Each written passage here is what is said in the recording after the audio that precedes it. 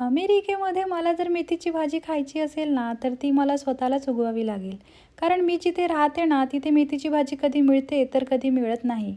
आणि आज खूप दिवसानंतर मी गॅलरीमध्ये आले होते, कारण खूप दिवसापासून तर खूप जास्त थंडीच होती. आज थोडी थंडी कमी होती, त्यामुळे म्हटलं चला गार्डन थोडं साफ करून घ्यावं. आणि माझ्याकडे तर विळा पण नव्हता, त्यामुळे मला हा कालथा यूज करावा लागला. आणि हा कालथा माझा खूप जास्त फेवरेट झाला आहे, कारण हा कालथा माझ्या खूप जास्त उपयोगी पडतो. त्यानंतर मी ना थोडं माती वगैरे उकरून घेतली आणि माझ्याकडे ना एक छोटा कांदा होता, तो कांदा पण मी लावून घेतला. ही कांद्याची पात मला कच्च्या चिवड्यामध्ये टाकायला खूप जास्त आवडते, त्यामुळे मी घरीच कांदा पण लावते. सगळी झाडं मेली होती, पण कांद्याची झाडं चांगलीच होती.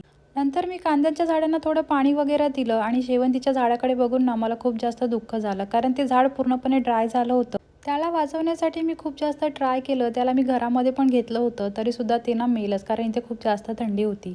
मागच्या वेळेला मी काही भेंड्या लावल्या होत्या आणि काही भेंड्या मी तशाच ठेवल्या होत्या आणि त्या वाळल्या होत्या पूर्णपणे. आणि आज ना मी त्याचं बी पण काढलं आणि खूप सारं बी मला परत मिळालं. आता या माझ्या छोट्याशा गार्डनमध्ये मी आणखी काय काय लावू जे इझिली तयार होऊ शकेल, मला नक्की कमेंट करून सांगा. बाय.